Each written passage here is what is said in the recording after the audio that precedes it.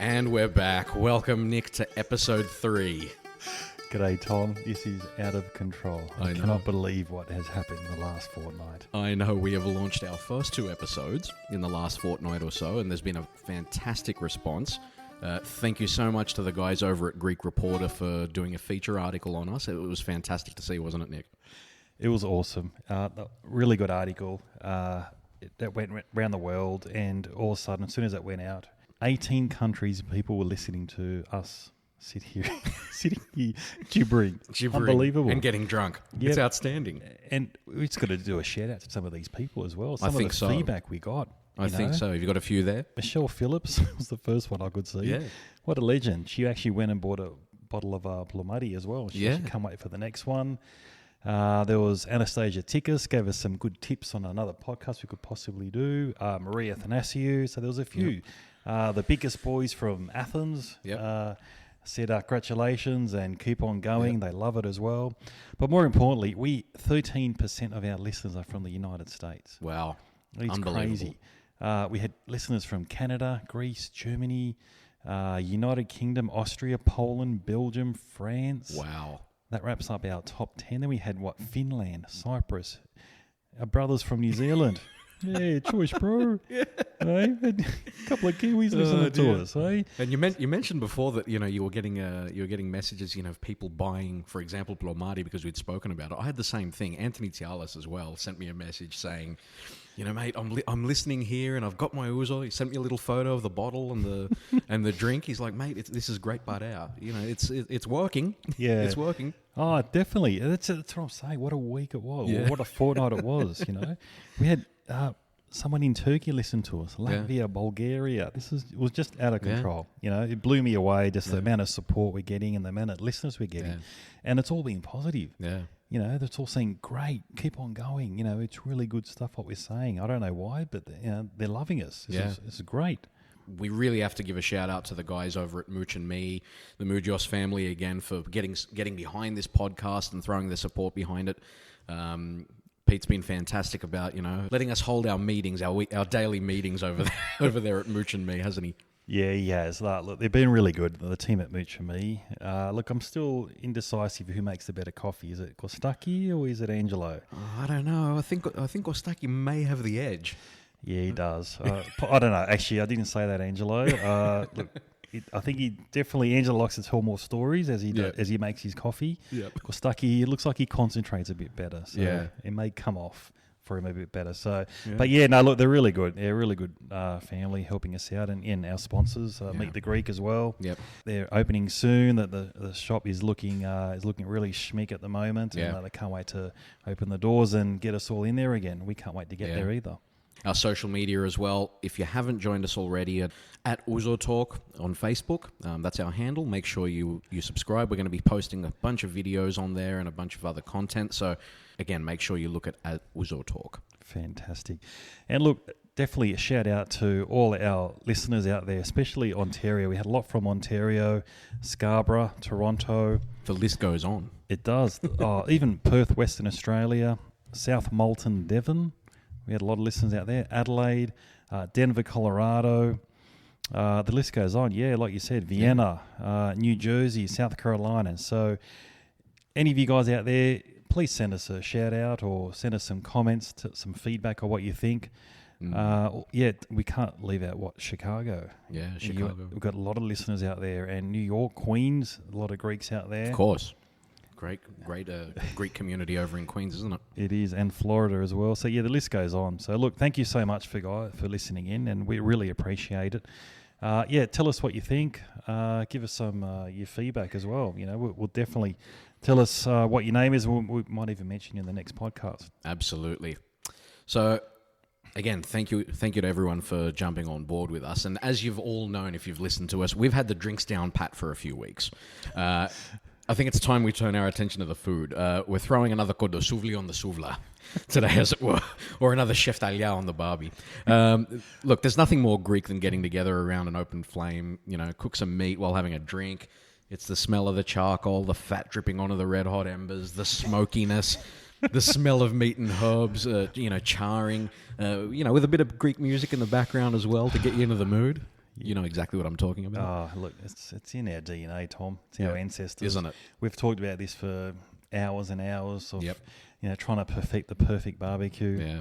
And the smells and just the vibe that it puts you in. And it's all about souvlakia, panceta, biftekia, lukanika, sheftalies, chtapodaki, kokoretsi, arnisti souvla. The list goes on, and feeding. We're gonna talk about all of it.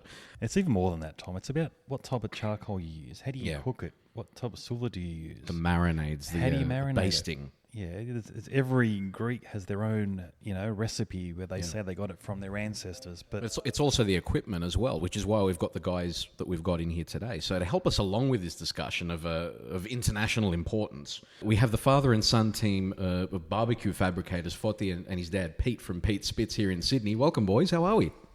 Yeah, good, thanks. How are you guys? Fantastic. Yeah, good day, everyone. Yep. Welcome, boys. welcome, boys. Good to have you in the house. A couple of legends. Absolutely. And we also have someone who I personally regard as a bit of a master when it comes to this particular art form. I mean, call it nepotism or abuse of power if you want, but for me, no discussion about putting meat over an open flame is complete without the presence of my cousin Steve. Put it this way, Nick, if the BBC or CNN or Nine News had a resident barbecue expert, in the same way that they've got a meteorologist or a science expert, Steve would be it.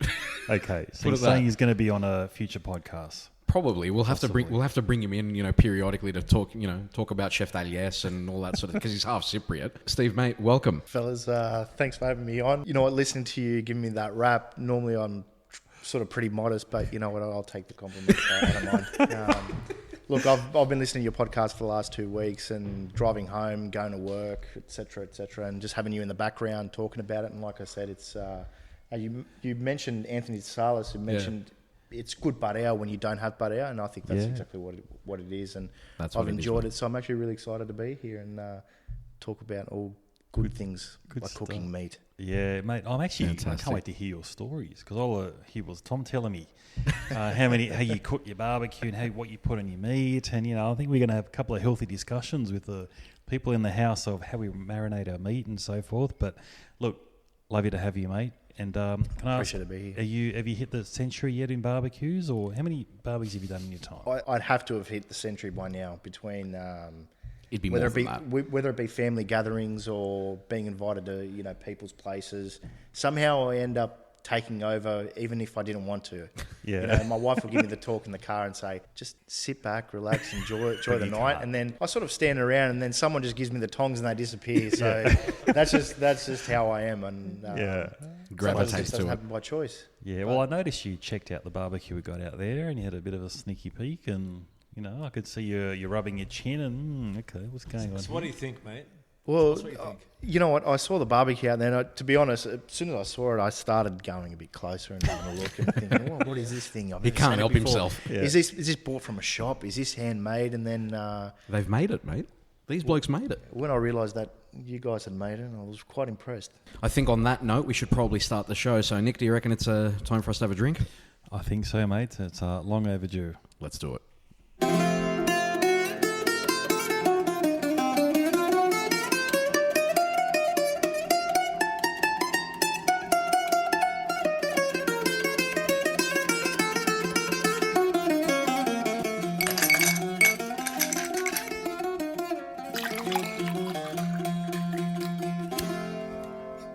Cheers, boy. They're Siniasas. Yamas. skinny asses.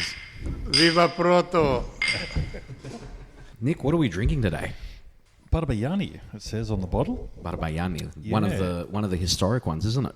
It is. It's a fantastic Look, Ouzo. I don't know much about it, but it is going down really, really Well, smoothly. let me tell you a little bit about it. So, Eustathios J. Barbayiannis arrived in Plomari in Lesvos, so same, obviously, as Plomari, the Ouzo, in 1860 from the Russian city of Odessa in modern-day Ukraine. Coming from that part of the world, he knew a thing or two about the distillation process, obviously. We all know how big on distilling they are up there. So, Yeah, they are, especially with vodka. of course. So, I mean, Plomari at that point in time, the town was in the midst of an industrial, international trading boom. The great mentor of the Greek nation, Benjamin of Lesvos, who was actually a monk of Mount Athos, would you believe, Not surprising. Since yeah. they created Ouzo. Along with him and other members of the Filikieteria after the Greek War of Independence, they'd sort of begun to lay the foundations of modern Greece and the Aegean Islands. The port of Lesbos always being busy, and sort of many products would sort of come in and out of that port, and they began shipping everything to islands. From the island to all corners of the world. And Lesbos being a particularly fertile island because of its climate, particularly when it came to the production of anise, which is the main flavouring of ouzo, the seed that gives ouzo its signature aroma, obviously quite advantageous for Barbayianni. So it's on Lesbos that Barbayianni's first distilled and produced the ouzo now known as Ouzo Barbayianni Blue, which is not the one we're drinking today, but if anything's to go by, it's pretty good stuff. It is very impressive, honestly. The first couple of sips we've had, it's actually really good, top notch. And would you believe 5 generations of the Barbayianni family have been doing this job now? So they're still apparently they're still in charge and looking after it. Wow, 5 generations. Yeah. Barbayianni, he's the man. He's done Absolutely. well. What do you think of it? Actually, I was a big Plomati fan, but I may have switched allegiance now. This is going down really good. It is. Look, it's hard to describe the taste. I think you might have mentioned it when we were off air. It's the taste of grease. It smells like grease. As soon as I poured it into my glass, the first thing I did when I sort of stuck my nose into it to have a smell, it smelled like grease. It's that, I don't know what it was about it, but it's that thing when you open your suitcase after you've come home from Greece. It's that smell. I mean, usually it's sort of intermingled with cigarette smoke, but but taking that away, that is the smell of Greece. It is. It's a beautiful scent. It's like the mountains, the ocean, the sand. So the aftertaste is, you have the Plomati, you taste the sweetness and it's smooth. Yeah. But the Barbayianni's got the smell of grease at the aftertaste. It's the herbs, isn't it? It's I don't know what it is exactly. Like the aroma on your palate. As soon as you have it, it just hits you, and it's amazing. I'm with you. It's grease. Yeah. It's the smell and taste of grease. Stephen, what about you, mate? You're a bit of an aficionado on not just on the barbecue, but on ouzo as well. Look, I consider myself a bit of a connoisseur when it comes to ouzo. I've been very lucky enough to travel to Greece on several occasions and experience that. But the thing that drew me to Barbayianni is my partner's grandfather, his nickname was Barbayianni. And the first time that I ever came across Barbayianni, I saw it, I go, oh, Barbayianni. It's not very common to have that nickname, Barbayianni. And we have a Barbayianni in my family. Oh, do you? He's a real chocolani. No. Sorry, mate. Look, that's what drew me to it. And then, when I delved a little bit into the history of Barbayianni and all that sort of stuff, and when Barbayianni Distillery was opened in 1860, it was around that time of call it the Industrial Revolution in Greece. It was just after the Greek War of Independence was sort of settled. Okay. It's as Greece was expanding. These are the sort of businesses that started to grow and be recognised internationally. Barbayianni Distillery, as Tom had mentioned before, it came around in 1860, but it's actually the second oldest distillery in Greece. Okay. Right. The oldest being the Katsaros family in Dirnavos, which is in central Greece. Okay. Wow. And they came around in 1856.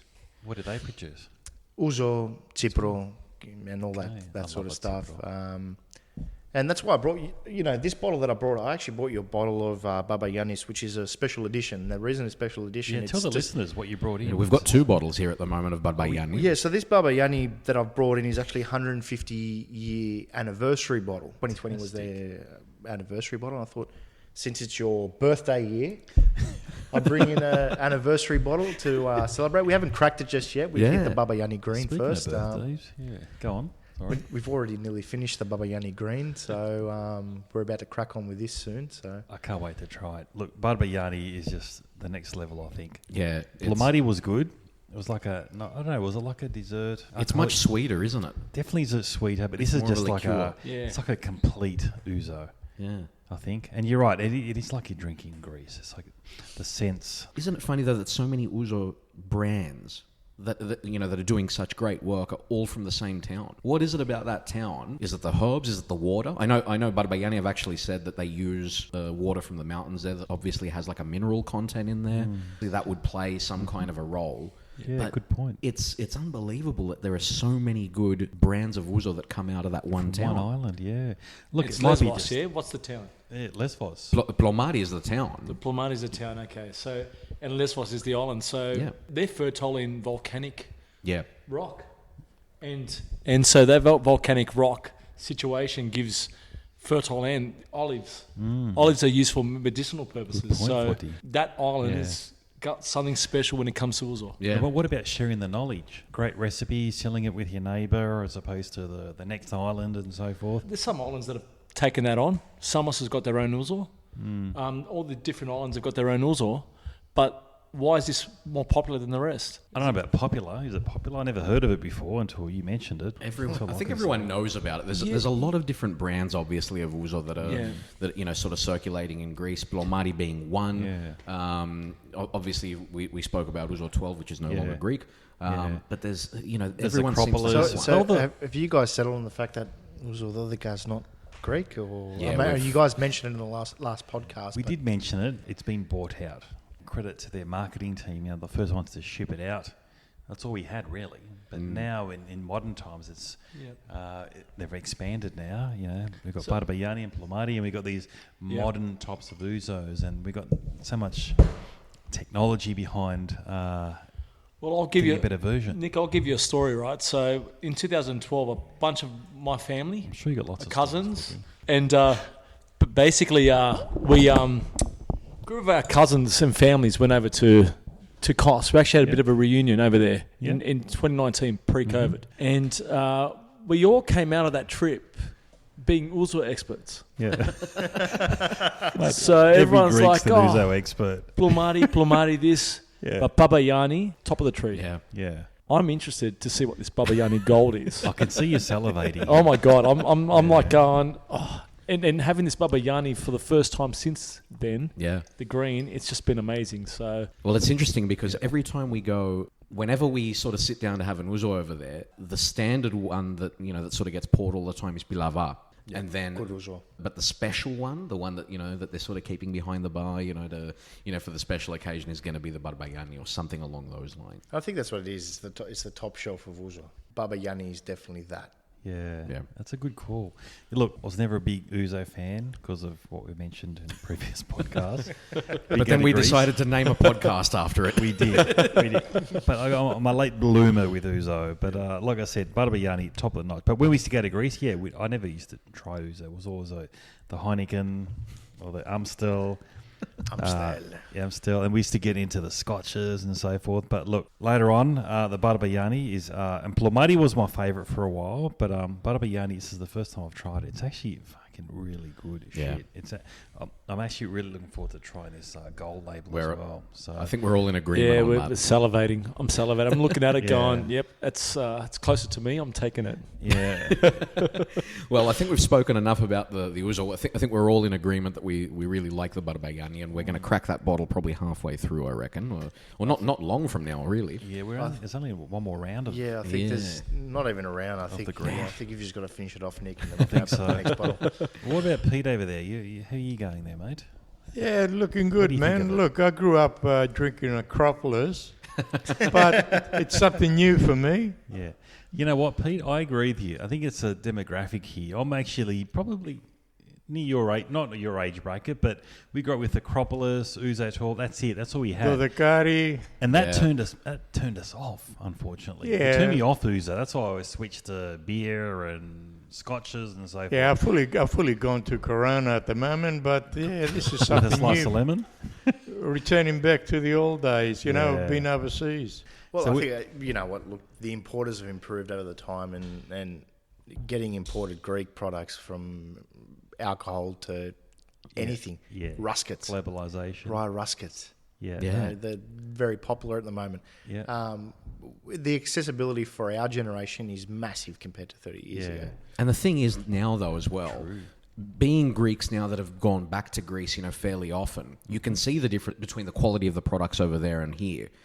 Just a quick example. Nick, you would have grown up eating gyro in Sydney, and we won't mention the name of the main shop that that was around, but that had no resemblance Victoria. to what the pita. Sorry, mate. But that had no resemblance to what the pita in Greece actually is. Yeah. But that's what we knew. And then you'd go over to Greece and go, okay, this is completely different, and more often than not, it's a lot better, isn't it? Exactly. What it is, I think Greece modernised. While we didn't modernise, we stayed. Our parents came here in the 60s and everything stayed in the 60s. Yeah. We didn't progress. However, Greece was progressing. Better gyros, better ouzo, better everything, better olive oil and so forth. You could have stopped at gyros. A better gyros makes everything better. Yeah. Life is better. Yeah. But look, I think it's safe to say that we all like barbecuing, right? Oh, That's the reason why we're all here, right? Yeah. You know, being around friends and family, around that open fire. That's why you blokes are here today. We're all pretty passionate about it. I'm going to ask, Foti and Peter about it first. What is it about barbecuing or having a souvla that turns us on so much? Why do we do it? Well, for me, it's an event. It's actually an event. Mm-hmm. Like it's, you put on a sporting event or you put on whatever event that's on a birthday. It's a celebration of family, celebration of a get-together. That's how I see it. Yeah. And so during COVID, like last year, I was doing spits every day, nearly. And I noticed Facebook.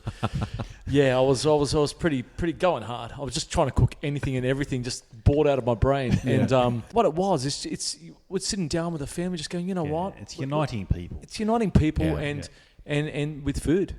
It's like every culture does it, and the Greeks are doing it this way. Pete, what do you reckon? It's just not only the Greeks. I mean, I've been in the barbecue business for quite a long time. And a lot of other nationalities are picking up. Even the Aussies here in Australia slowly picking up on the short skewer or called the Souvla barbecues. Yeah, they just love the meat that comes off it. Yeah, they love it. Yeah, they love the taste, believe me. Usually cooked by Greeks, they sort of, they ride the tailcoats and they eat it. I've got them around once, the next thing when can I get a barbie? Simple as that. Fantastic. I think we've mentioned it in earlier podcasts. By the time other nations started a barbecue, we had cholesterol. Is that what it was? Big fat Greek wedding. Absolutely. I know what you mean, Forty. Look, it is an event. It brings people together. And me and you, we've shared a few barbecues now, I guess, in sporting events and whatnot. But that's what it does. It brings people together. We critique it. Everyone's got a comment on how to do things and so forth. Everyone knows best. Everyone claims to know the right way, which we'll get to. Yeah, we will get to. And it's more family rather than area. They've got their own way of doing things, and it's unique. And me and my dad appreciate that. Like with Dad's business, it's actually a hobby more than anything else. And we appreciate everyone's got their own recipe. Yeah. Everyone's got their own thing, and do you know what? That's the beauty of it. Absolutely, it's unique. And I'll go. We might have the same barbecue. But we'll go over to someone else's house and it'll taste different. And we love that. Everyone's got their own character. So you'll distinguish someone's meat as going, I'm going to go to Theo Leonidas' house because I know his meat tastes like this. What about Barbayianni? Barbayianni's house, it tastes like anise.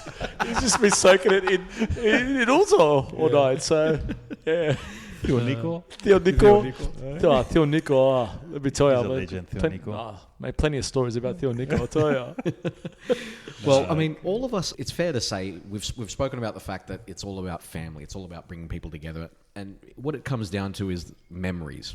So what are your best memories of sitting around the souvla? We've all got them. We've all had that experience either in Greece or here, whether it was because of the taste, whether it was because of the people around there or the smell. What's your best memory of sitting around the souvla? Yeah, doing a lamb spit back in the old days, I'm talking about late 80s, it was all a family event. We all took turns to turn the lamb spit manually. Yeah. Where these days now, it's all motorized. You just wax it at the beginning, keep the fire going. And that's all you do. Yeah. But back in those days, we used to all take turns and we brought the whole families together. We used to have a 15-minute turn of turning by hand. But now, power does everything and just drink your Barbayianni and enjoy life. So I was probably a 7, 5, 6, 8-year-old at the time, and I remember sitting at my babu's house at Rockdale Street, in front of the garage. And Dad, well, we had it was a metal tray with coal on it. It was two pieces of metal on either side and a rod with a lamb on it, and we will be turning it. Wow. Don't worry about safety. There was never safety involved.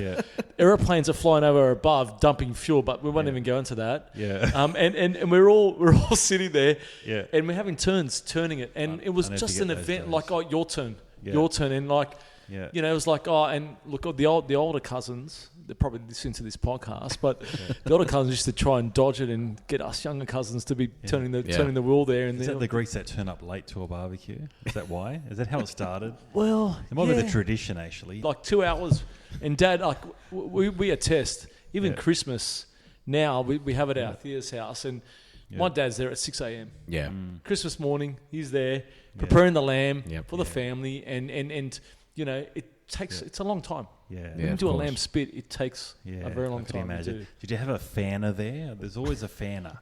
Someone there with a plank of plywood, fanning the charcoal. We've gone away from that, Nick. That's We're moved using on. a blower now, mate. Yeah, Use a remember that, blower. Pete? You got to blow it out. Bloody automation. So, mate, before we used back to in the day, Pete, you'd remember in the 80s, you had some clan with a mate, it was a fanning the VB box. charcoal, It was trying a to light it VB up. box. We used to fold the VB box together and use that as a wind blower. Well, that's funny because my Bethera, who's over in Gedikada at the moment. Shout out to my Bethera. They own a restaurant, right? So Come on, give them a plug. they're in Lacones in Gedikada. What they do, so they've got the carvuna there, and they've got a hairdryer.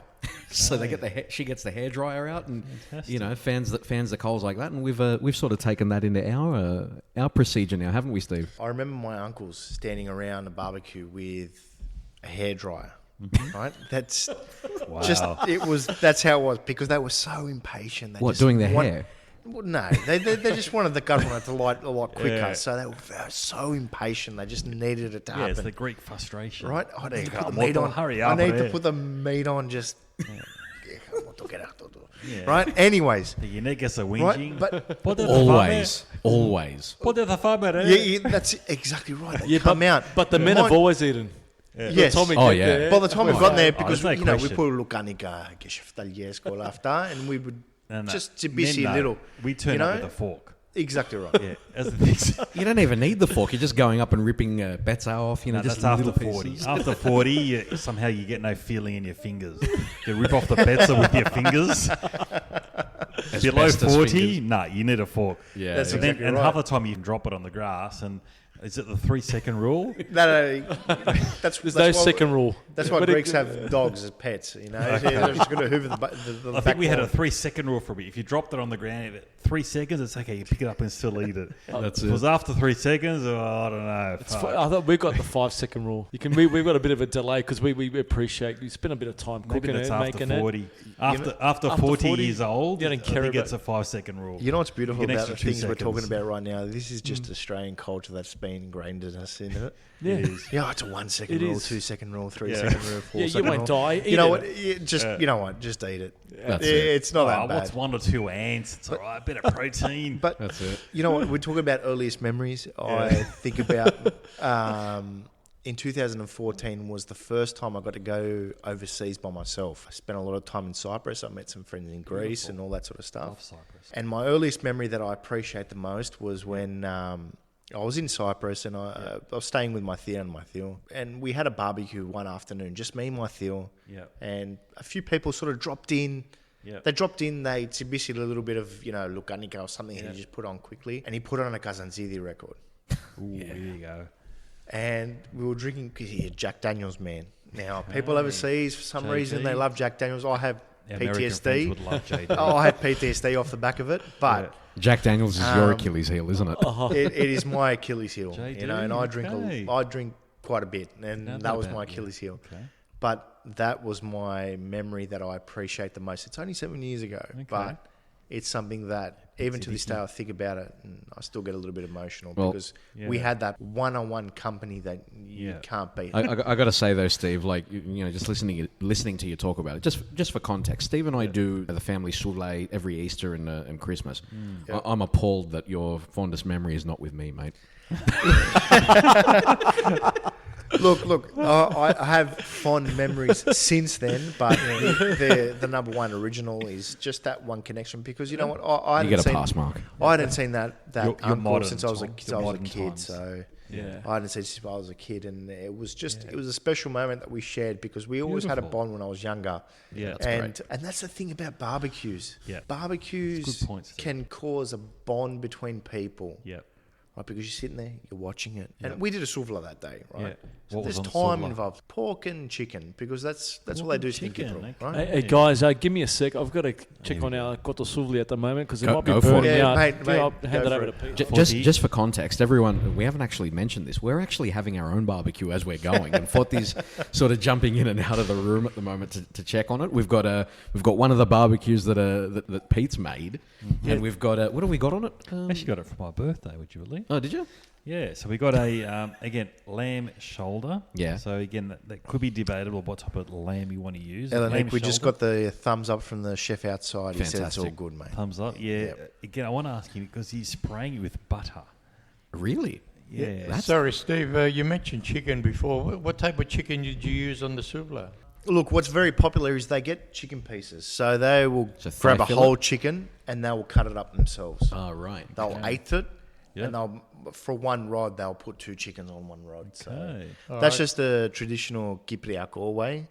I don't personally do it that way here in Australia. I use chicken thigh fillets because it's fatty. Yeah, that's correct, good. mate. You're right It's- on that. it's- It's 100%. It's Chicken just Yeah. the amount. It just cooks perfectly. Chicken thigh is the best on the Yeah. skewer. A lot of fat on Believe there. it or not. Look, I'm not a big fan of chicken.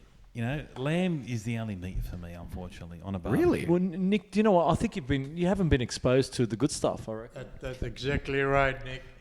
Even full size chicken, you will taste it once Yeah. and you will come back for more. Trust Okay, me. I've had chicken on there. There's nothing What, special the to big size, the marinate little on. size. Yeah, You get big a doesn't twin pack. doesn't do it for me big. A twin pack of chicken, Ooh, sweet okay. paprika, plenty of Got my attention oregano, there. Yeah. inside and outside. Beautiful. In an hour and a half, it's ready, Okay. and you will be licking your fingers. Trust me. We got to do it, And mate. you will come back for more.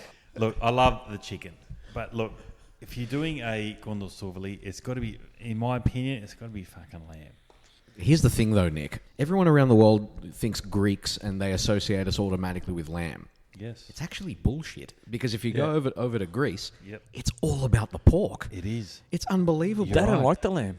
They don't like it, and No, they do what it is. They do, but it's not. it they don't have smells. often. No, it's only like a Easter or Christmas. It's like a. Yeah. It's like It's not often. It's like a delicacy. It is. It Bit is. like a okay. So I could probably contest to a bit of a lamb story in Greece, right? So my cousin Irene, and she'll probably listen to this in Kos. Irene. She lives in Kos. Yes, right? we do. Listening. Irene. And you go right. and actually, when I was over there in 2001, nearly 20 years ago, she said to me that 40, I miss Australian lamb.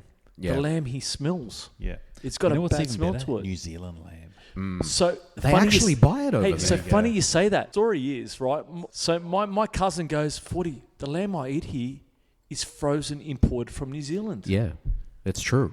and she'll only eat that Yeah, lamb. choice, bro. The Kiwis, they're onto something. Yeah, bro. Yeah, choice. There's a lot of love making involved with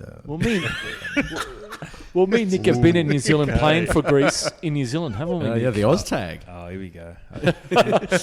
Third episode, it's coming out. For those who don't know, both Nick and Forty actually play Oz tag for Greece, the Australian-based team. Yes, so we are Yeah. Oztag Internationals. We're Look, representing and Greece. we've been known to be chasing sheep while we're in New Zealand for many reasons, trying to take on their traditions. I'm not Whether chasing sheep. because you can't catch the Kiwis. Gilles, vrai. yeah, sheep, lamb, same thing, really. We had 2 tours of Anyway, duty, we'll- as we call it. Is Let's this the right let's get back podcast onto for the it? meat. Let's get back onto the meat. Back So onto the meat, so mate. so Okay. so I know you're going to tell me how you set me up for a few tries and so forth. look, I won't even go that. That's just and you're everyone knows. high-fiving and you set me up. And Yeah, Nick. Because you look, keep reminding me. Okay. you are a machine. The more fucking Ouzo you drink, Hey, listen, hey, the look, tries you set me on hey, started maybe from 80 we'll metres get out, the 100 Greek metres rugby out. league team next time, or maybe we'll get the Greek ice tag team in here, Could and we be. can talk about how Steve how great Georgialis, Nick if you're is. listening, you're going to be on our next podcast eventually. I've spoken to the president of the Greek Rugby League, George Stylianos. Shout out to you, mate. He said that he's interested in coming on. So, between him and maybe Steve Georgialis as well. Boys, if you're listening. I have a few. There's a lot of Greeks in rugby. Hey, we'll put a Souvla on. We'll get the team outside and we'll just be rowdy. We'll make a big event, boys. Yeah. We will. I mean, we've got... Think of all the other Greeks. Like you just said, Nick Politis. We've got Nick Pappas. Nick Hatzistakos. We've got the former Australian captain George Paponis as well. Yeah, There's Greeks bloody everywhere. But you know what, boys? I think that goes back to the whole point of this podcast. We're talking about the barbecue. Yeah.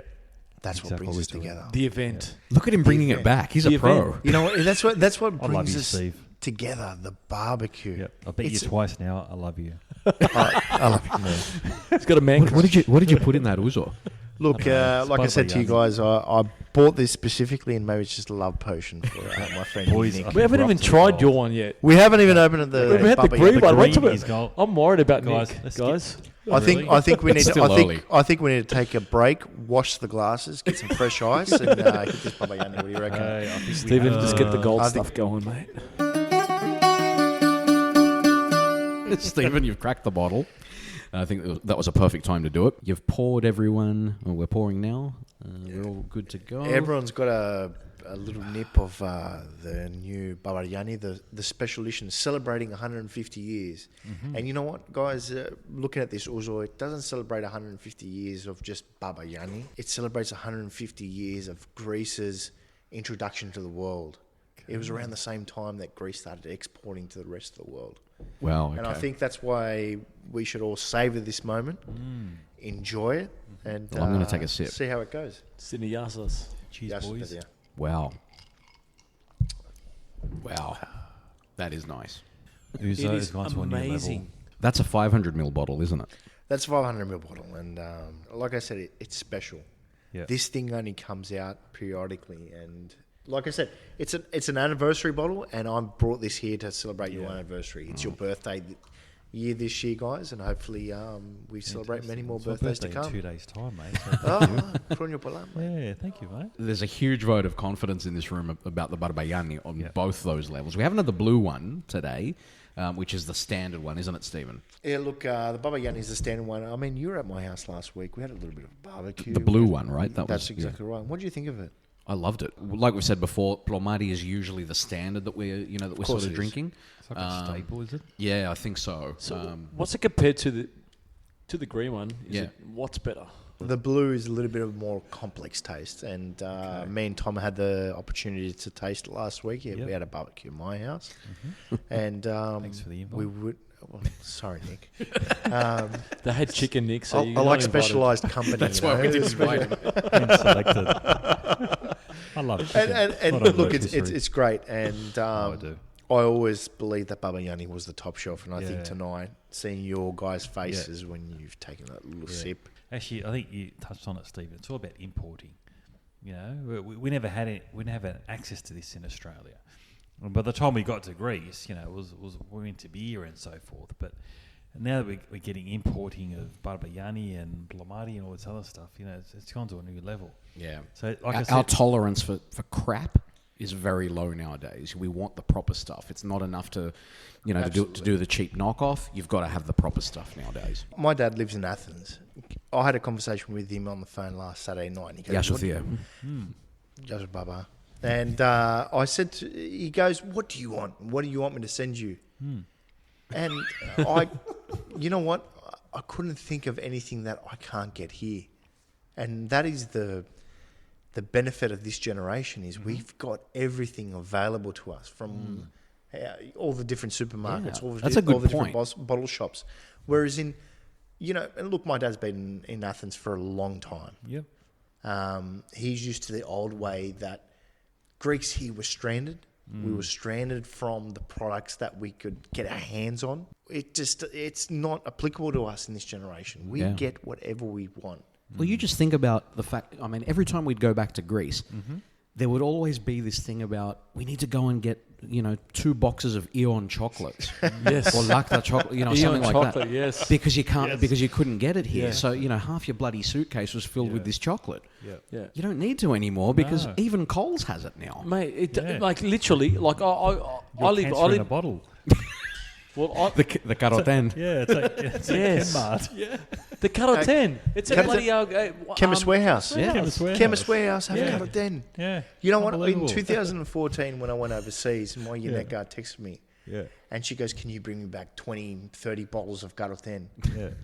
Right? 2-3 years later, they're selling it Yeah. in Chemist Warehouse. Oh. Yeah. I spun out when I saw it because they even had the Greek Unbelievable. writing on the bottle, and I'm just like, wow, probably not a good idea to sell it in Australia. With No, well, 4+. It doesn't do well in this climate, Yeah, but plus.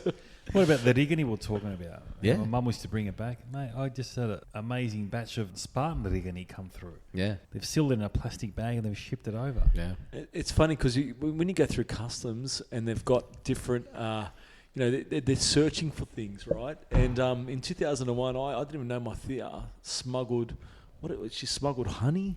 She smuggled all these. That's what they're looking for more often than not. It's Honey. apparently it's honey and trachana. Yeah. Those two things. I got smuggled these things. I don't even know, guys. It's a package and it's wrapped like you can't get into it. Yeah. It's wrapped in and the sticky tape they used was this. It's like a beige color. That wasn't even clear. It was beige, and they wrap everything up like 100 times. Okay. And in Greek, writing texta over the top. That's not dodgy. Joanna, whoever it was, and you go, Barbayianni. I'm not going to touch it. I'm just going to try and fit it in the suitcase and try and get past that, that barrier, and hope when I get to customs that I just get the bypass. Yeah. you don't get checks. So Funny.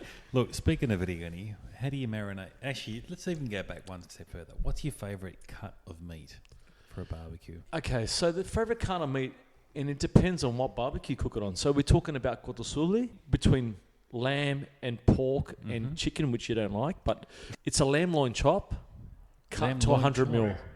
Cut to 100 mil. Right. 100 mil is That's probably very is Double the thickness. it's 10 centimeters, right? Yeah, and right. so double the thickness of a lamb loin chop. So when you go to the shops and you see lamb loin chops, the kotosuvli cut for a kotosuvli is double that. But can you go to Coles and buy that? You can't. No. Can you go to normal butcher and buy that? You can't. What about leg of lamb? So if you go back to the traditional kiprego type of kotosuvli, they don't use leg of lamb. They use these short type of meat that you can easily pick up with your fingers. That's got a bone in it. Yep. Okay. Absolutely. So It the has to have it. bone is the key. Yeah, Nick, the leg of lamb, we normally use it for kebabs, homemade kebabs. That's the best part. Souvla, in other words. Like or Now, gyros? look, when it comes to kondosuvli, yeah, 40 is correct. Lamb loin chops are the best. Double the thickness, up to 80, 100 mil long. Marinated the day before with... Now, in Australia, lamb is a bit hard. Marinated with onions. Onions, really? Onion, salt, pepper, oregano, and of course, half a bottle of VB. Yeah, I say VB because I saved the Corona for myself. Here we Okay. go. Oh my Okay, God. so- You're bringing Every a 2 tear to my kilos, ear. every 2 kilos, Yeah. pour it in, put it in a plastic container, shake it like anything, put it in the fridge the day before. That's the first time I've heard about beer. Now, trust me, you will love it the day after. So with the beer, right? So I think it's a tradition that our family sort of brought through, and Theolonida would he didn't use. The master. He's the master, right? And, Right. and Theolonida is my dad's sister's husband. He's from the Pontiac generation of Beautiful. north of Greece. Now, putting beer and onion with the meat, it softens it up.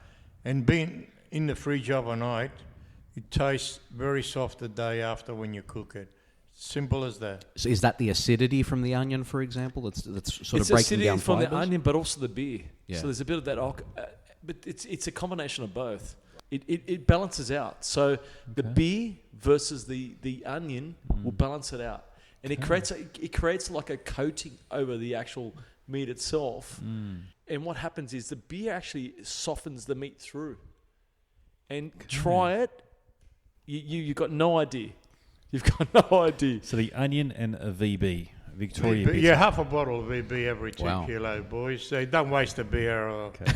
For all our American and Canadian and European friends. Yeah, so the little nither will be going, half a bottle of beer for me, and a bit of Tipperol for me too. Test for quality every drop that you put in. A couple of sips as we go along. That's it. It's like Is quality it a lager control. beer? Look, through my years of experience, ladies or non-fully alcoholic people can taste the actual alcohol on the meat, and they love it.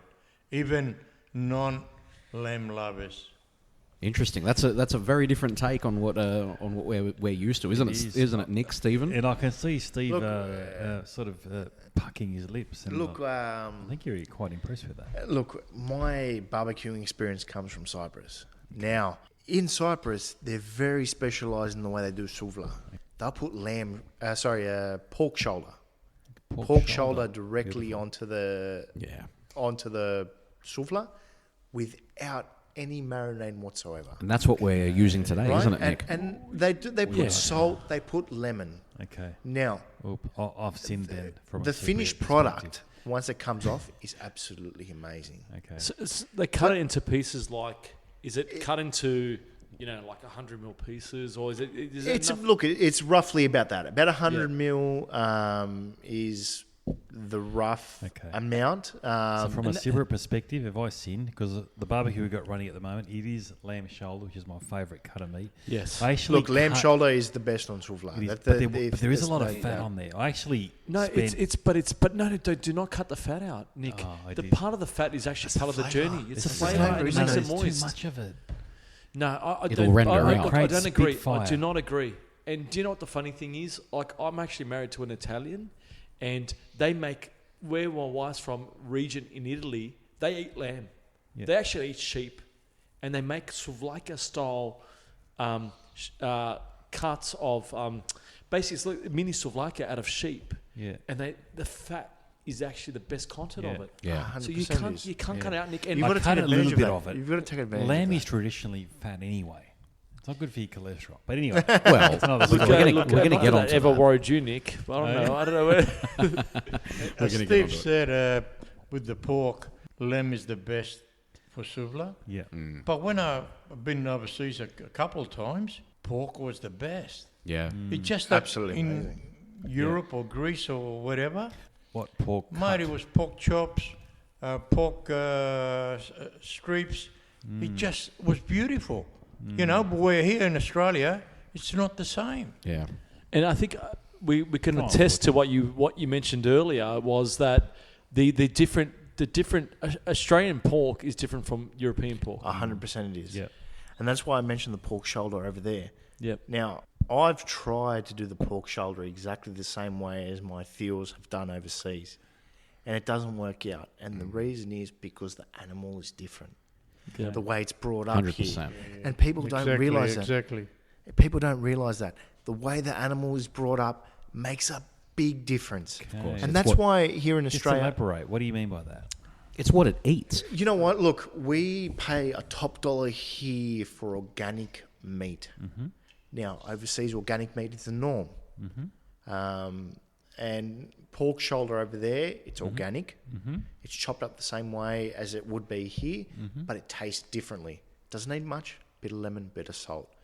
But when you come to Australia, you try to do the same thing. It's not the same. And what do you think that is? Is it the environment? I was about to go on to that. Yeah, I think it's what they eat.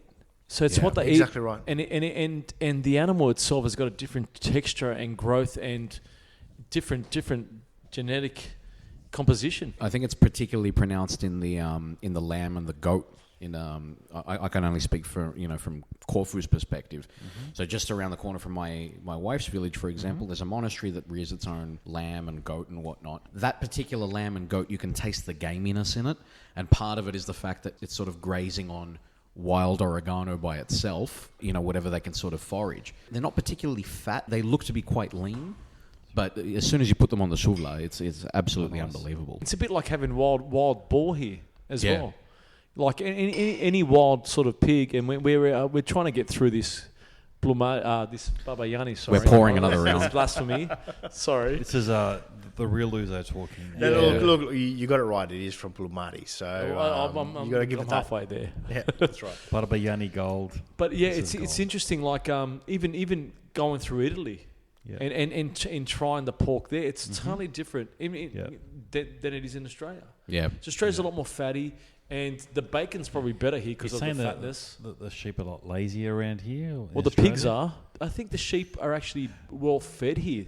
It's a different environment, and there's probably the agriculture and the environment. I can go into the technical aspects of it, but I'll just call it the greenness.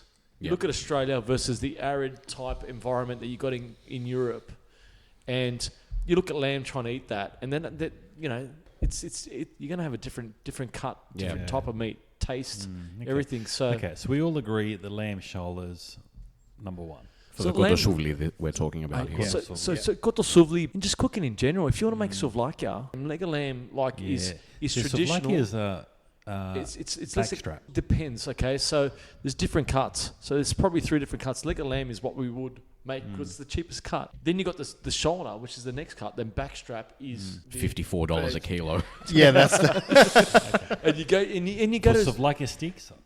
Backstrap. Look, I know a lot of, and I buy a fair bit of souvlaki in Sydney, who will use 2 cuts of lamb. They'll use the backstrap and they'll use a normal lamb. Could be the leg of lamb. The thing is, right, and we'll talk about how we've talked about how we marinate. Okay, so you reckon that the backstrap and the shoulder is the king? Yep. So for Cotto Souvla, we all in agreement. The shoulder. We're talking about Cotto Souvla traditionally, and the experience. So the shoulder is a great taste, but going through the Cotto Souvla experience, you need to have it off the bone. You need the lamb loin chops. Right. Okay. Here we go. Bit of fat, bit of bone. Hold it with your fingers. It's all finger food here, boys. Yeah. Nothing else. Usually you associate like your loin chops and anything that's got any bone on it. Yeah. More often than not, you're just throwing it on the barbecue as opposed to putting it on the souvla. Very different approach, isn't it? A souvla takes 2 kilos of lamb loin chops. And because the family wants a bit of skin, I get a bit of shoulder and a bit of neck with the skin. Yeah. So you need a mix. I marinate it with my traditional oregano and VB and plenty of onion. It does work. It softens the meat up, and you lick your fingers with it. What about vinegar? There's been a few people that have said that before when you marinate this is particularly for pork, not for lamb. Yeah, okay. I'm a big fan of vinegar. Yeah, absolute big fan of vinegar. Vinegar how? In pork, Stephen? So putting a little bit of vinegar in when you're marinating your pork. Look, I've done a lot of barbecues, and there's one that sticks out by a mile, and it was a Bucks party. And it was a Bucks party down. Was it yours? No, it wasn't my Bucks party. It was a Bucks party up in the Northern Beaches. I was going to do the souvla for all the boys for the Bucks party. When I rocked up, one of the boys had said, "We're going to have everything for you." I had prepared to rock up with everything that I possibly could.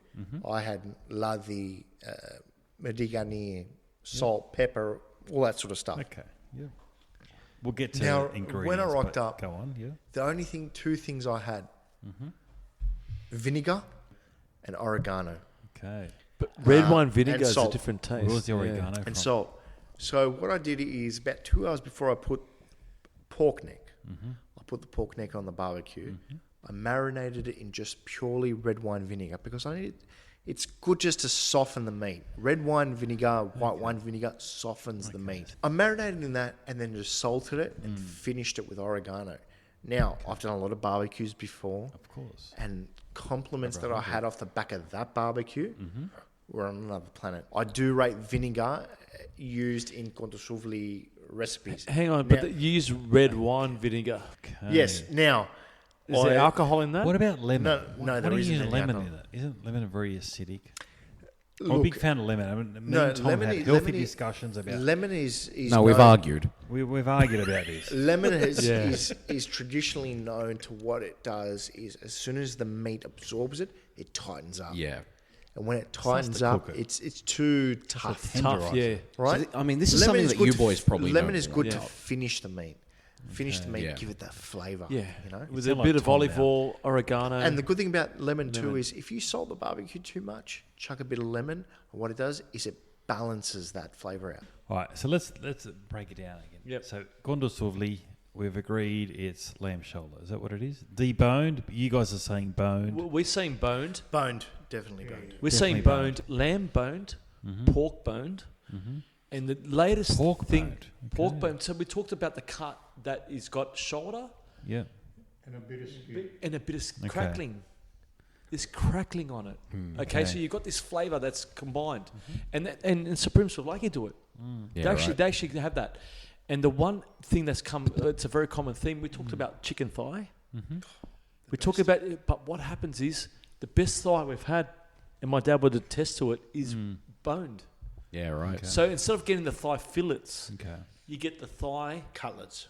cutlets. It's the paidaki effect, that they do in Greece. So, for those who don't know, when you go to Greece, effectively, when you buy paidakia, lamb paidakia, essentially, it's not cut into lamb chop. They're just hacking the animal into pieces and throwing it on the barbecue. It's similar sort of thing to the chicken there, isn't it? Yeah, so what happens is the meat itself on the bone, it holds the moisture and it holds the flavour.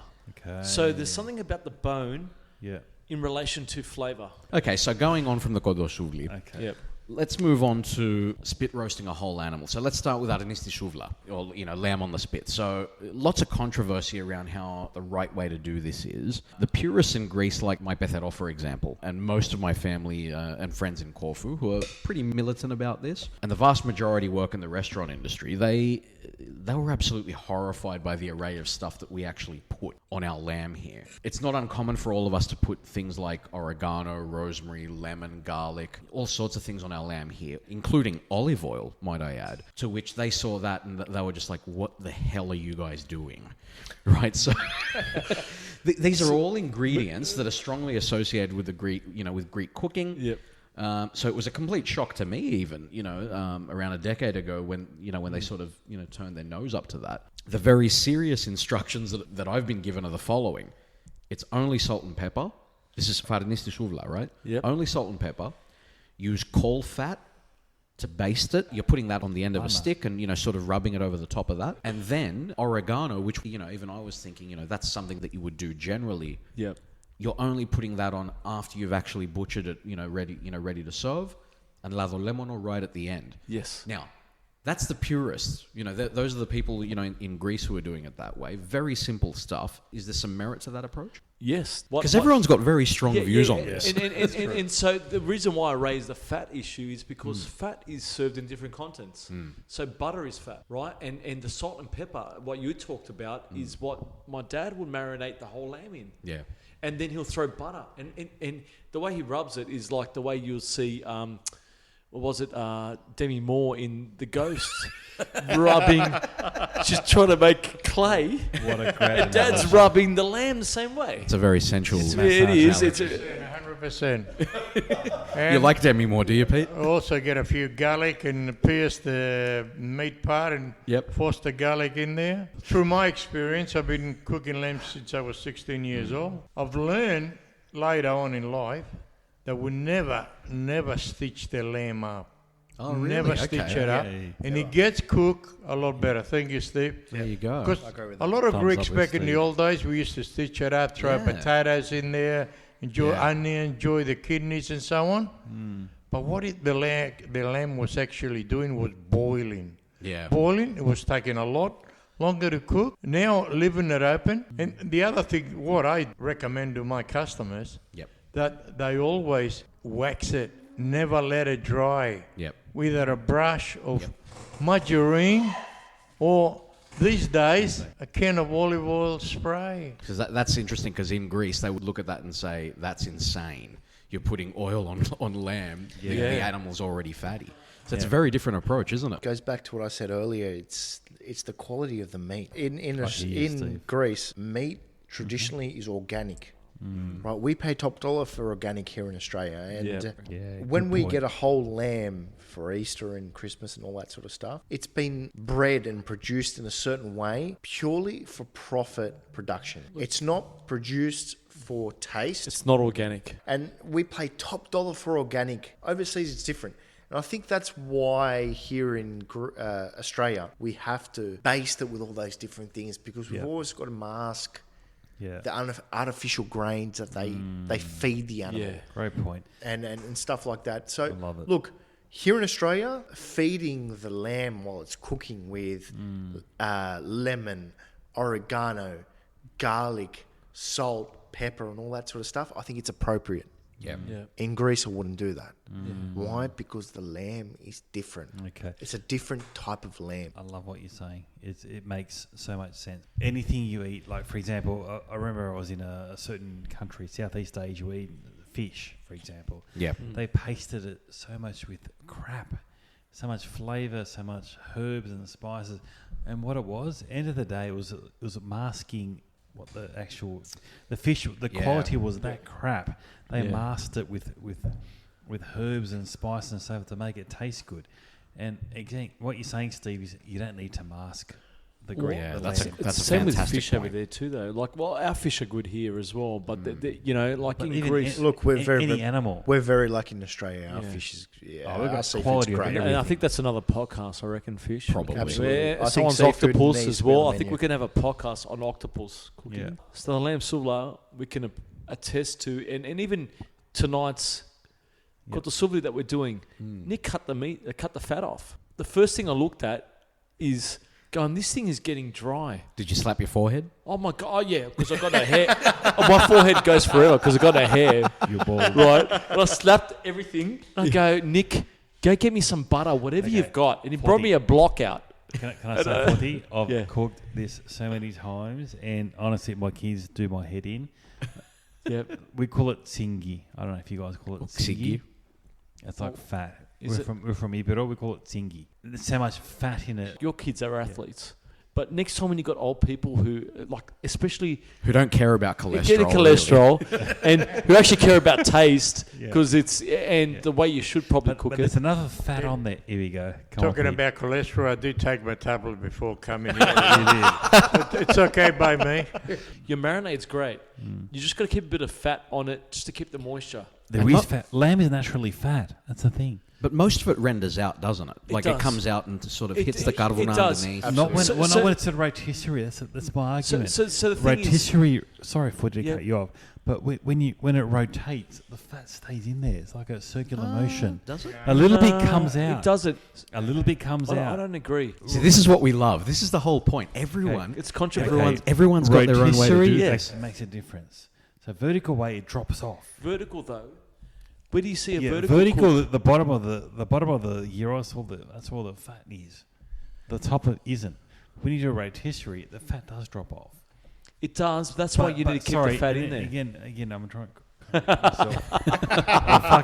Barbayianni is fucking taking I over. think the golden limited edition that Steve brought Hit is, me up a little is- bit is when bring- you hey, put do you know the- what? yeah, It is amazing, You know what, Steve. boys? But our is not, in the Greek terminology, is not complete without some form of drink. And I think Barbayianni, Ouzo, just completes it tonight.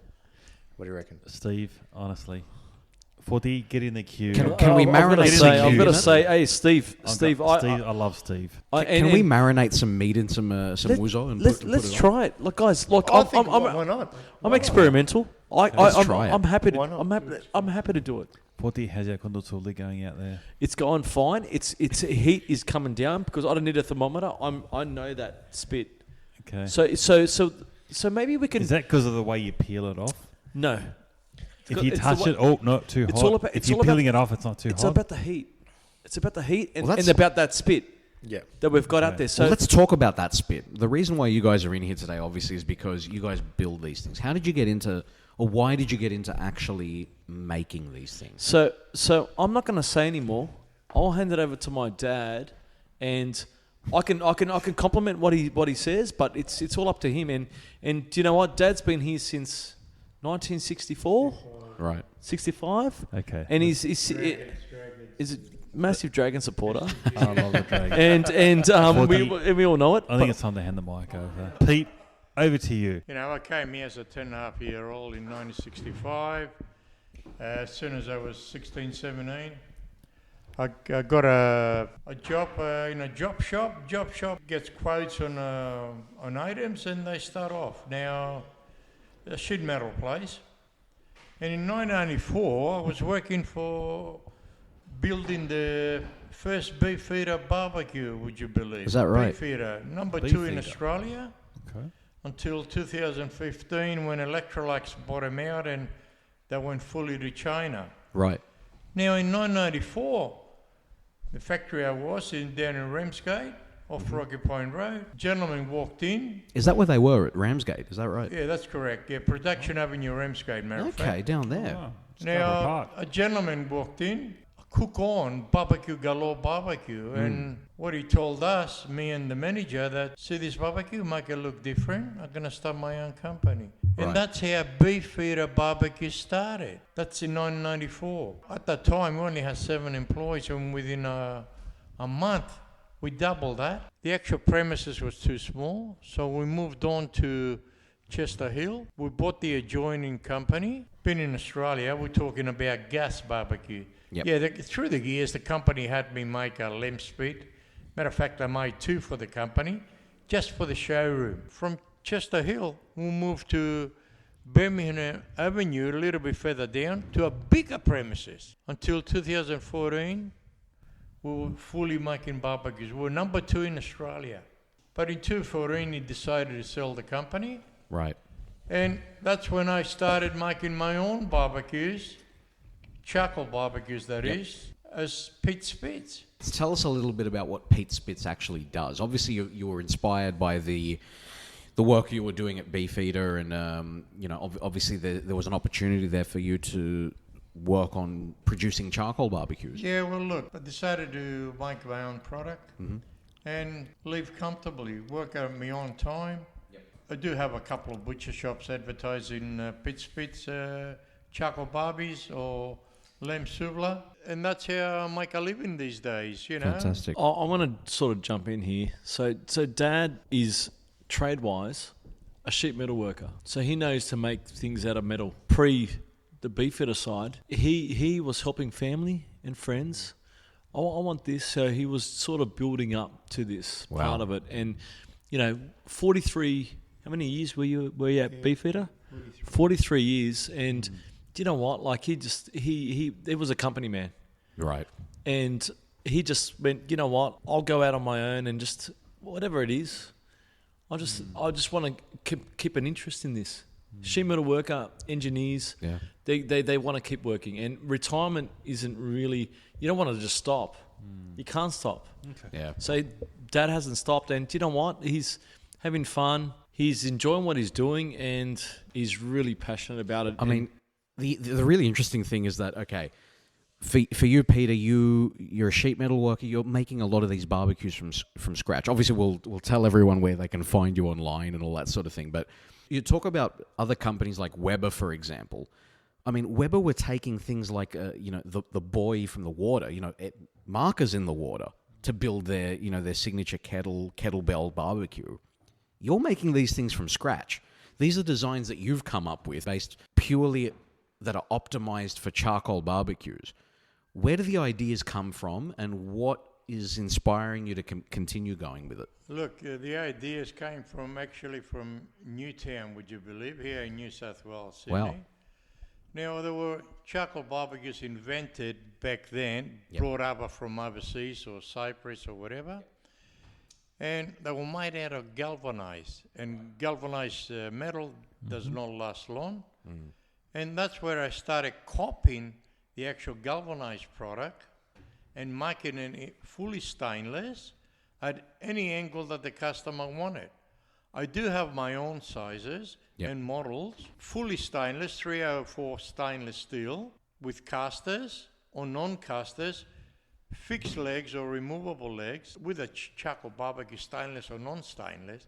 The first thing that wears out or takes all the punishment is the actual charcoal tray. Right. Now the charcoal tray is replaceable. So your stainless steel barbecue made of Pete Spitz will long live my life and your life. Right. but the charcoal tray will not. So Dad's passionate about what he's doing, and the models that he makes is just sort of an evolution of customer demand as well. Dad's unique, and a couple of models that we sort of came out with, the one that we're cooking here today is the PS40.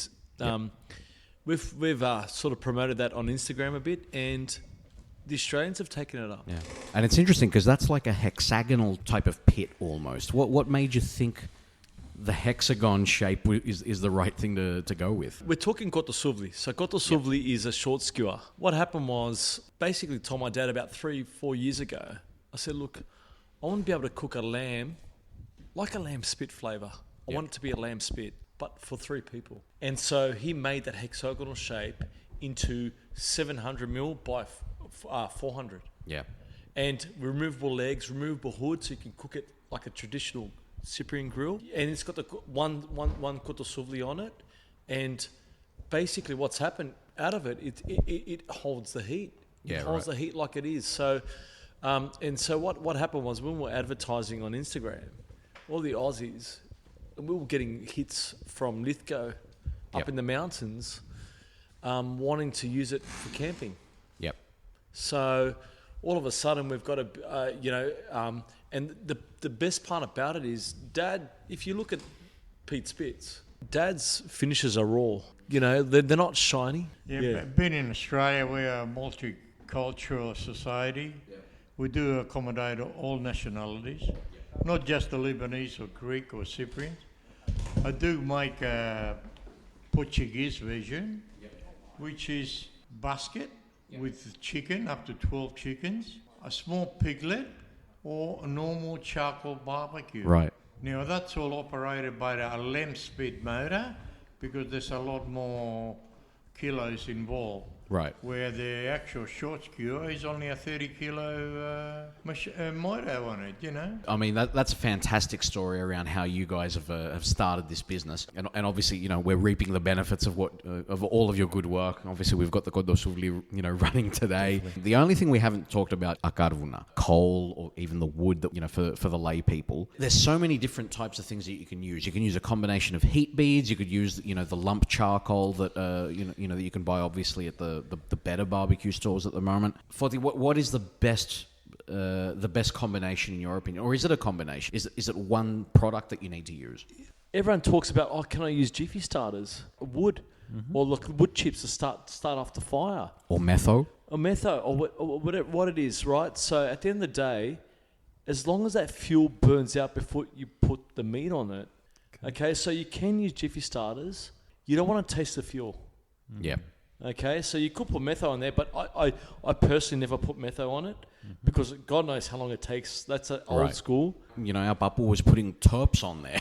You know, you can smell it, which is ridiculous. I mean, you can taste it at all, you know, at all levels. You know? Oh yeah, and it would have been like, this is like, there's no meat. Is this meat? It's like. It smells like aviation fuel. Yeah. It's like the plane went over. Look, my recommendation to all the barbecue people out there, get your charcoal tray on top of your barbecue and try and light it. It will light a lot more quicker with all the oxygen hitting the underneath. Actual heat. Okay. Instead of leaving it in the actual barbecue box.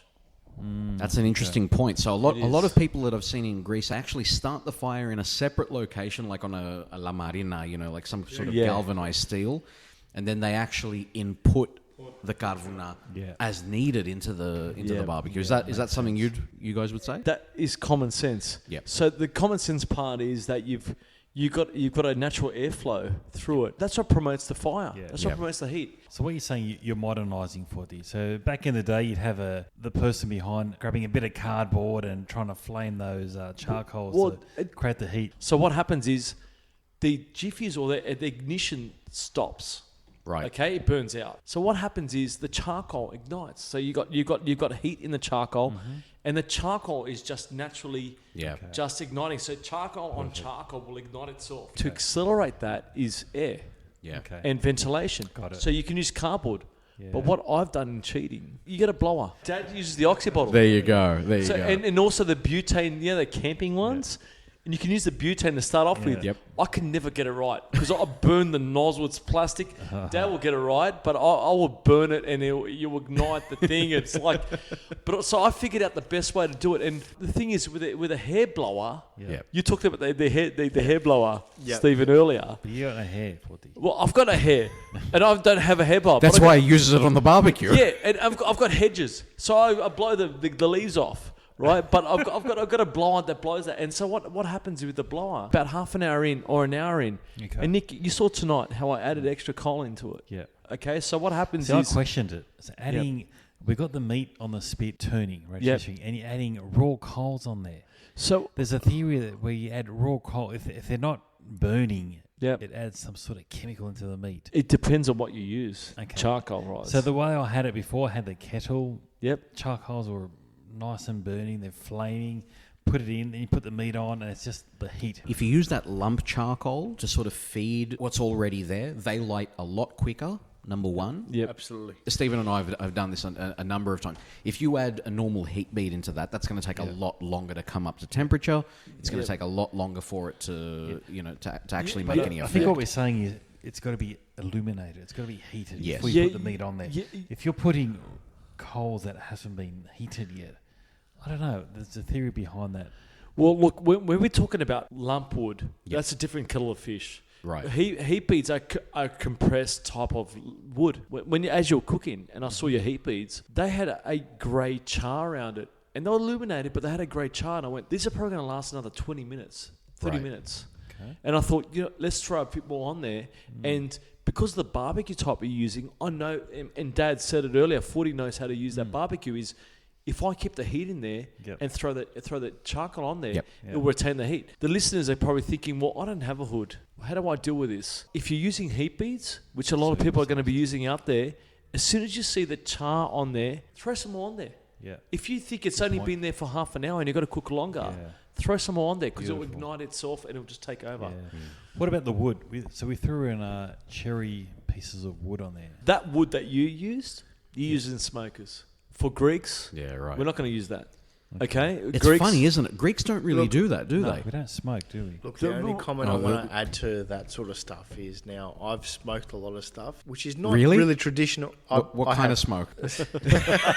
Look, I've smoked He's a lot got of his stuff. vape here. I've smoked a lot of stuff where, pork ribs and all that sort of stuff are very American style. Yep. The only thing I will say to the chips you added, Nick, make sure they're soaked.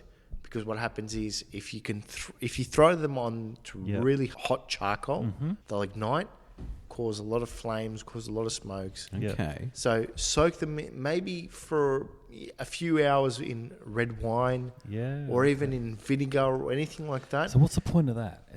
What it does is allows the wood to smoke instead of igniting and causing a flame. Right. So that's just a little pointer. Not related to Greek barbecue, but I thought I'd add But hey, that could be a thing, mate. Steve, it's the next level. And like I said. Steve, us Greeks, we evolve. We don't just sit. We're not stagnate. You know what? Sometimes I think about evolving in the Greek culture, but you know what? The original, the old school way is the best. Yeah, 100%. And the original way, plain and simple, is just lighting a fire and putting meat over the top of it. We're talking about charcoal though. What's the original way you used? Fucking wood. That's all they use. Yeah. Couple of bricks. and in Greece, it would be olive wood. Some bloke fucking turning it around. So I never had that experience, right? So I had the experience with my dad back in the 90s in the garage. We were turning things up. It was heat beads, and that's what we always had here. So the funny thing is, right? I went to Italy, and I went into the woods. And and then we're cooking salchicha, which is Italian sausage, right? And I had to cut wood from the forest, and we used that. Now that wood that we used burnt pretty quick, but the flavors and the natural taste was amazing. And I'm assuming the Greeks had that same concept. That's something to be said as well. I mean, the quality of the wood that's used in the barbecues in Greece, the majority of the wood that they use is olive wood. Yeah. It's wood that they've chopped, during 100%. And when they grow, they've got big roots, and they just go they go viral. And that gives a really particular taste, I think. And I mean, there are some products that have come in over from Greece in recent years. They're using olive pits to create these new types of heat beads. Exactly, Tom. Wow. At home right now, I got part of a box of olive there charcoal. You go. They are made like heat beads. So how would you rate them, Pete? Are they good or are they... Too much heat. Really? Too much heat. So would you be using them in combination with something else? Exactly right. So you've got some good background there. Exactly right. That's just you the cannot Ouzo use them Pete. by themselves. They're just too much heat. I love it when you agree Now, with Pete. look, there's 5 of us here tonight, but I got to admit, Steve knows what he's talking about. Yeah. Okay, don't get offended, boys. All right. Mate, Steve, Pete, I love you, Pete. Sorry, I've got to add, guys. There was 5, now there's 6. Our major sponsor. Sorry, he doesn't want to get involved, but look, Pete, come in. You got to say hello.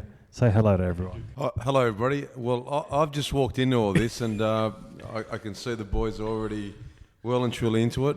Very well versed. There's a lot of knowledge here, boys. So I'm just going to stand back and listen, and I might even learn something for the restaurant listening to you guys. So well done, boys. Keep it going. I'll tell you what, Pete. I mean, you've got it pretty much down at Meet the Greek. Been there a number of times over the years, and obviously you guys are closed at the moment, and we're ready and raring to come back.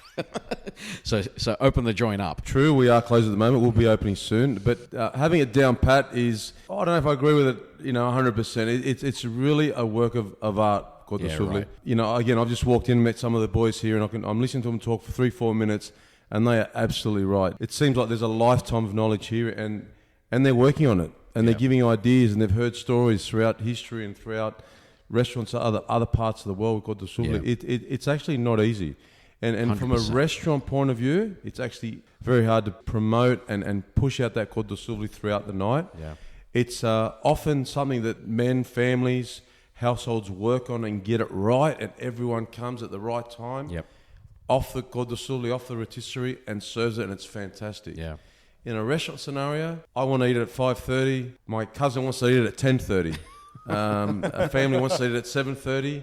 And the guy wants it quickly by 8 o'clock because he wants to move on to go watch a movie. Yeah. So it's challenging in a restaurant. So putting this century-old art into a restaurant is quite challenging, but people enjoy it and they give us a go, and we appreciate them coming out to us. So well, I'll tell you, I'm learning. So I've said enough. I'm going to sit back and listen to these guys.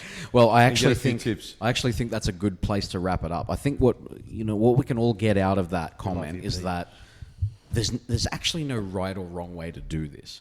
At the end of the day, there are a number of ways to do this. The habits that they've sort of picked up, dictated by your climate. It's dictated by the way you've grown up, the family traditions. Yes, family traditions as well. That is a big one. Can I just say to you? Yeah, it is massive. It's typical Greek. We evolve. We always look to the retard. We never stop. Doesn't matter what climate or environment we're in, we're always moving forward. And it speaks to the idea that, Stephen and I sit around every Easter and Christmas, around the barbecue. We have an Ouzo and do this thing. You're doing it for family. We're having a good time doing it. That's all this is about. You're celebrating your culture. Exactly. You're Greeks. And it's the event. Exactly. Absolutely. Boys, when we sat down, I opened a bottle of Barbayianni. Right, and I said to you guys earlier that the reason that Barbayianni was drawn towards me was because it was my Yineka's grandfather's nickname. When he passed away, God rest his soul, in 2018, everyone that I spoke to in 2018 said, well, Barbayianni's, every time you would go to his house, no matter what problem you had, what situation he was in, or what situation you were in, he would say, let's do a barbecue. Right, and he would put a barbecue on. He was a good man. Beautiful. Right, and everyone who remembered him, like I said, God rest his soul, would remember him about those good times when he would put the barbecue on, and you would sit and you have parea and you would drink, and you would just enjoy the moment. That's what barbecuing is about. It's about enjoying the moment. It's about enjoying the parea you have with your friends, your family. Beautiful, Steve. Their memories. And you know what? One day, we're all going to go one day. But people are going to remember us in the moments. Let's be honest. They're going to remember those events. Exactly right. Those events. And they're not even events. Well, tonight, we're going to remember this moment. Because we've got to put the Souvla outside. 100% we are. And we're going to remember this moment. Mate, it's going to be amazing. I've met Steve, and Tom. I actually heard Thomas or Tommy. I didn't know what it was. Listen, there's no offense taken here because it's It's always the the Ouzo Ouzo. talking. I'm That's shit it. with names, but That's why we do this thing with the Ouzo Ouzo. talk. but you know we're gonna bond over the Koto Souvla tonight. Yeah, That's it. we are. But you'll take 100%. tonight. We're gonna eat that. That's and it. We're as passionate as you Yeah. when it comes to meat, cooking Koto Souvla, and making sure it's an event that is That's celebrated by everyone. Yeah. That's It's a It moment is. in life. Steve, honestly, I got goosebumps. What you just said, it is amazing. What it is when you get together. Again, 40. And so you guys just met like an hour ago, and all of a sudden you guys seem like brothers. Pete just walked in. It's like your brother already. Yeah. There's just something about being Greek and having a Koto Souvla, having a barbecue. There's 7 of us in the room at the moment, and I guarantee all of you can have a memory that is so fond that's centered around a barbecue. Yeah. And I think that's the important thing we have to remember. It's going to be Their tonight's. memories. Absolute memories. Can I tell you that I've had Greek memories and I've got Italian memories because my wife's Italian in Italy, and it's around a barbecue. Yeah. So it doesn't matter what culture you're in. Yeah. There's It is something primal it about is. it. There's something Definitely. primal, and it's Absolutely. something It's festive. like the English have pubs. We got barbecues. We've got We this. congregate around a barbecue. We all, the hard-ass men would sit there and peel the bets off with their fingers. The bits that Icky would walk around with a fork. That's it. The guys like Pete were and rip it off with their fingers and That's eat it. it. Well, I'll tell you what, we could talk about this until, Yeah. well, philosophize about this until next month. That's a good place to sort of wrap things up. Yeah. Boys, thank you so much for being a part of this. Tommy, thanks for having us all. Thanks for having Had a us. great time. Everyone Yeah. can hear how drunk we are. Yeah, thanks for having us, boys. Pete, Forty, Stephen, thank you very much. And Pete Pete Mujos as Mujos. well. Major sponsor. Thanks for the late entry, Pete. It's good to have you here. Pete thought we had finished, so you sort of rocked in. I'll come in when they're done, but no. He's sorry. tried to avoid being on the show, but we've got him on here by We've default. got him on here. Yeah, he's in. He got dragged in reluctantly, but he heard I got the Souvlas on. That's so it. Definitely. Well, boys, thank you very much for being here. That's our 3rd show. It is, Tom, and look, I'm a fantastic show. Look, I love talking to these boys, and it's just stuff that me and you just talk randomly. Yeah, you know? absolutely. And that's the whole point of this. Yep. The whole point of Ouzo Talk really is about those conversations that you have. I mean, it's everything that we said in that Greek Reporter article. Correct, yeah. It's all about the conversations that we have around a barbecue anyway. Mm-hmm. And in many ways, the proto Ouzo Talk that ever existed was between myself and Stephen sitting around that barbecue. Yeah. That's what we're trying to capture here. Yeah, And I think correct. we're doing that slowly. We've done it really well. But look, more importantly, what about all the feedback we've had, especially the people from London? Our first podcast was around Parthenon marbles. Yeah. We mentioned that, and we had people from London contacting us. Yes. So we've actually had some people contact us around the sort of lobby groups that are trying to repatriate the Parthenon marbles back to Athens. And we're in talks at the moment to get that going, to do a bit of a show. That's likely going to be our next show. So there's a strong push to bring the Parthenon marbles back from the British Museum into the Acropolis Museum. We are going to be doing everything that we can as Ouzo Talk to make sure that happens. There's no sort of doubt in our minds that the right thing to do is to bring them back. So we're going to be talking to some people who are fairly influential in that space, aren't we, Nick? A lot of people have reached out to us. They've realised that we've touched a lot of people with our first 2 episodes. They're jumping on board. So, look, more than likely, Tom, really looking forward to that. But more importantly, look, it's fantastic having you boys around. I love you guys. It's fantastic discussions. And unfortunately, for our listeners, we're going to continue on this discussion. You probably won't hear what we're going to go on about. It's probably a good thing. I think we've got a lot of meat to eat Absolutely. right now. Yeah. We're going to get stuck into it. Let's move on to that. Yeah. Tune in next time. Thank you very much. We will. Thanks. Take care, everyone. Thanks, Tom and Nick. Thanks for having us.